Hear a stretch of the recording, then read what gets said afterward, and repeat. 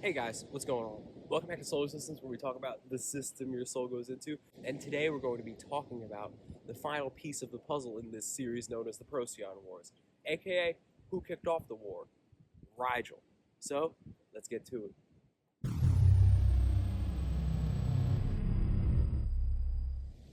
So yeah, Rigel, right? I know it's a little windy today, but it's not windy enough to stop Rigel from attacking, so it's not windy enough for me to stop filming this video. So, Rigel, right? Let's talk about how these star seeds actually manifest in our world here and now.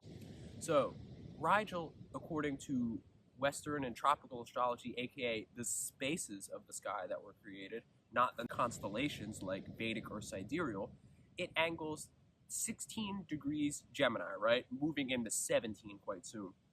Well, this star is the left ankle of Orion, the Hunter constellation. So this energy has a lot of seek it and basically a death stare or a red dot focusing on what it wants and getting it until it gets it, right?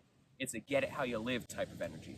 So when this star actually manifests into a star seed down here, these people are very motivated, very focused, despite the actual Gemini energy that it emulates. So these people are always seeking wealth, seeking basically anything they want until they get it. With that being the case, this is a very focused energy, a very not as scattered as one might think. So with that being said, when these energies and these star seeds actually fly around and do other things, they are very focused and very hunter-like. However, you have to remember, they're the ankle, right? So they are the support mechanism of what it is to actually hunt. They are just the actual energy of having what they want, and that's where they like to be. So that's why they hunt so hard and why they seek so hard, right? So that kind of being a little tidbit on how Rigel operates, let's talk about how Rigel actually is in terms of the Procyon Wars, right? And how did this war start off? This war basically started off as an offshoot of the Orion Wars. So that is how Rigel was in such a war mode and such a hunt and seek mode. But what were they hunting and what were they seeking? This energy here comes from the Orion constellation and the being inside that constellation actually focusing deep on something that's very important to the universe and our ecliptic, basically, aka the War on Lucifer. Now, the War on Lucifer is part of what kicked off the Orion Wars. The being at the center of it, like I mentioned, the fixed star Aldebaran, aka the vehicle that houses the Archangel Michael, decided to kick off the War on Lucifer. So, with that being said, its entire energy decided to hunt and seek what the being at the center of it was focusing on, right? Lucifer, the light realm, the light being. So with this being the case and Rigel being the left ankle of Orion, this is why it may have spread a little extra damage and a little extra pointlessness to wars around the universe and our local star systems, because that's how it is and that's how it was. And it's your ankle, right? Now think about you personally. You don't talk to your ankle just as much as a being up there will talk to their ankle. However, our ankles don't house little worlds inside them that have worlds and worlds and worlds like an Inception-like being under it that can cause much more damage across the universe than we can. So just kind of how in our Civil War in America per se, it took a lot of time for all of us to stop having the Civil War because it's news trying to travel slow.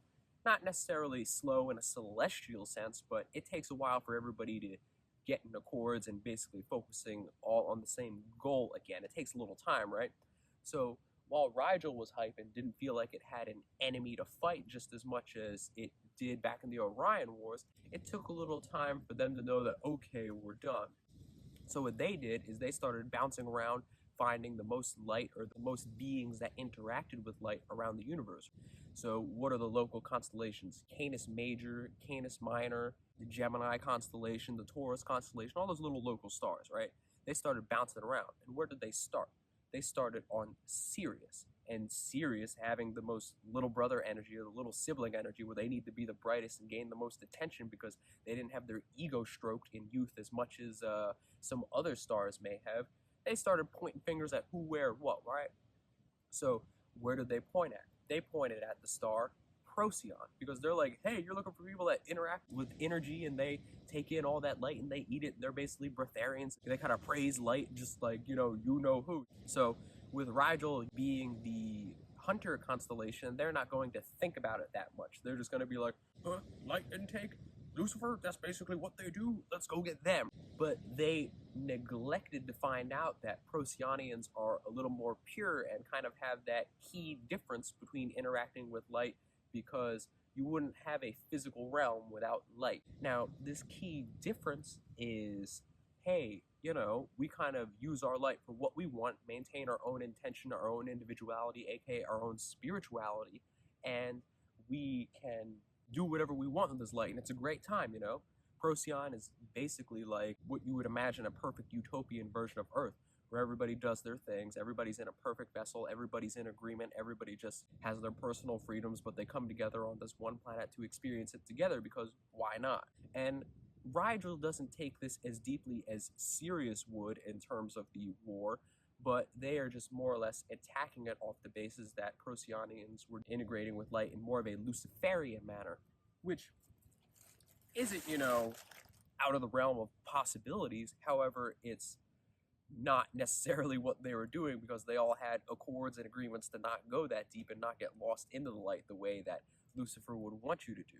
Now, you have to remember, Lucifer is now the type to kind of do stuff that's like, hey, we're going to make this happen here and hide our hand. So it's fair that Rigel thought of the possibility. However, there are many other stars in this ecliptic that would kind of do a similar thing. So once again, Rigel, chill. And now everything's good now between the two planets, but we got to let you know what's going on, right? Now, how Rigel kind of attacked these planets is they sort of went in deep in terms of dousing their flame, dousing their light. They were like, hey, this is the problem we perceive. These are the people that are doing this problem. This is how they interact with it. And hey, that's the star they feed off of right there. So what did they do? They tried to basically rip away Procyon A and Procyon B and douse that flame and destabilize their entire ecliptic, right?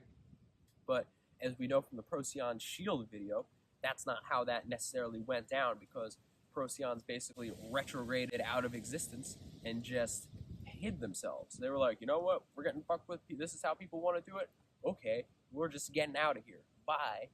Now, that's kind of quick synopsis of how it went down, but that's how it went down. There's not much to it. Rigel basically stormed the castle, tried to take their source of light, and the people on Procyon dissipated all of that and just dissipated the existence entirely. Alright, so now to bring it back to Sirius a little bit, Sirius was kind of the intermediary person that pointed out Procyon to Rigel and said, hey, these guys are doing A, B, and C and messing with the light, and I think, Lucifer might be influencing them a little bit. You should go check them out, Rigel, while Rigel was on the hunt. So you can kind of look at Sirius as the person that kind of pointed the finger, gave up the secret location of who was doing what, and then after the beatdown was happening, they hopped in and were like, yeah, man, we fucked you guys up. They're kind of that person that had the film going on for World Star and was like, hey, look at them, and got a couple punches in and say, they destroyed them. They were the type of person that really got their hands dirty. They had hands, they caught that fade, and they were like, you know what, fuck you. But they really didn't do anything, because Procyon sunned them way back then, way before the Procyon Wars, and gave them the tools to actually be as lit as they were and flash their ego as much as they were, and they decided to act like that never happened, because they bullied them back in the day and were like, hey, you were mean to us when you were our big brother, blah, blah, blah, blah, blah, blah. As my stance continuously stays firm, fuck Sirius, and you know what, Rigel, we're cool now, but I don't like you. Oh my god, I'm having too much fun. But yeah. So anyways, guys, if you like this video and you like the Procyon War series and you really want to support us and basically help us acquire reparations for the Procyonians and the beings that didn't get to experience Procyon, you can get a fixed star reading from us. Email us down below at solarsystems999@gmail.com. If you want to stay up and to date on our daily alignments, we have that right here for you. Follow us on Instagram, where we post daily about what's going on, how the energy is affecting you, how you can utilize it to your benefits, as well as how you can kind of plan for the future with the energy, because sometimes we do that mostly on Sundays when we're going to emit the light of what the energy is going to be for the week. Now, if you like this video, like, comment, subscribe, let me know how you feel. And for those of you that are interested in the guided meditation to Procyon, that will be coming out next week. Catch you later. Peace.